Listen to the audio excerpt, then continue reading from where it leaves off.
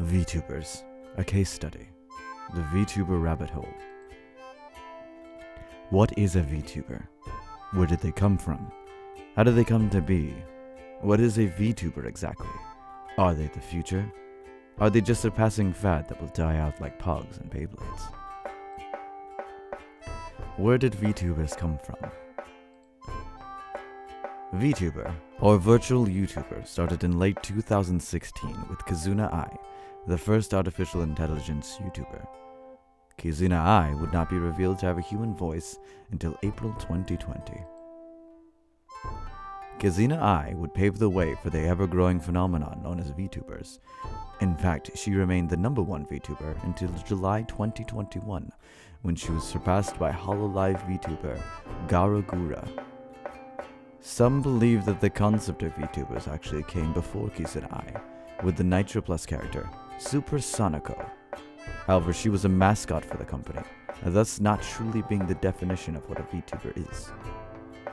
There is the UK vlogger, Ami Yamamoto, who had a virtual avatar when she vlogged, thus marking her as the first actual VTuber in 2011, 5 years before Kizuna Ai. However, Kizuna Ai would be the true origin, since Kizuna Ai was presented as a complete AI YouTuber, rather than being a person. How did they come to be? After Kizuna Ai, several VTubers debuted, notable ones being Kaguya Luna, Mirai Akari, and Nekomiya Hinata, with upwards of 4,000 debuting by 2018. Much like the Vocaloid mascot Hatsune Miku, many saw this as a perfect branding from an abstract idea. It also allowed others to play a character that was a bit more fantastical, much like how wrestlers play K-pop. As quoted by the WWE wrestler Mace, "It's the same thing." In 2018, the first VTuber agency, Nichi Sanji, formed. They shifted VTubers from being 3D to 2D via the program Live 2D, as well as going from recorded footage to live streams. Shortly after, AR and VR company Cover also shifted to VTuber content, creating the agency HoloLive. As of current, HoloLive EN's Garagura holds the record for most subs at 4 million.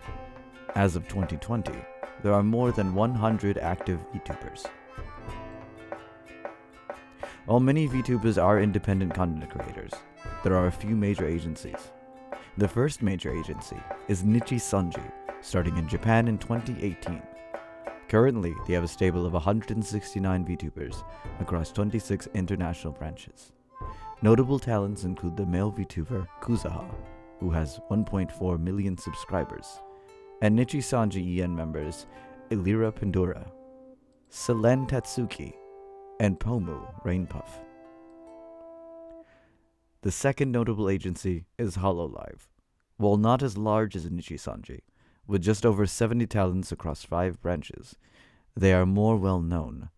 Talents include the previous mentioned Garagura, Inugami Korone, Kiara Takanashi, and Pekora Usada. The last agency that should be mentioned is the US-based Vsojo. This company debuted in 2020 with notable talents in genres Iron Mouse, Project Melody, Silverveil, and Zentreya. What is a VTuber exactly? A VTuber, in its current form, is essentially a streamer or content creator that uses a virtual avatar to represent themselves or that they perform as. This is not unlike when musical acts have personas such as Daft Punk and Deadmau5, or wrestlers in the sports entertainment business like Dwayne "The Rock" Johnson.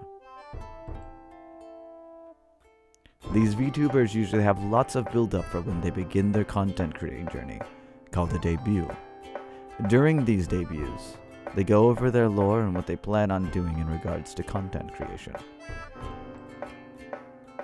Some VTubers are very connected to their lore. However, mostly they stream or create content OOC, out of character.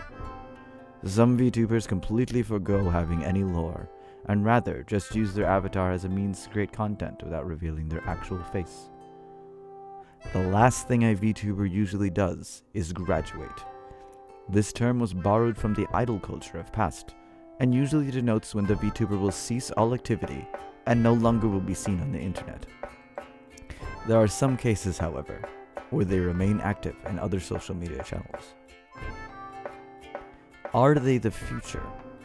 In short, VTubing has a promising future, especially with those who may have things stopping them from publicly making content as their own self.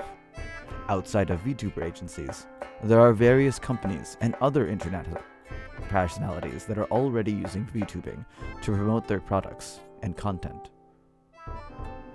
Are they a passing fad that will die out like Pogs and Beyblades? With VTubers' current trajectory, they will be at least relevant for at least 5 years, if not the next decade. There are even independent VTubers that are gaining a lot of ground, such as Bao the Whale. To conclude, while VTubers may cool off in regards to popularity, they are here to stay. With the relatively low entry point, the easy marketability of built-in mascot material, and the opportunity for collabs with corporate brands, VTubers will be blazing a path for a very long time.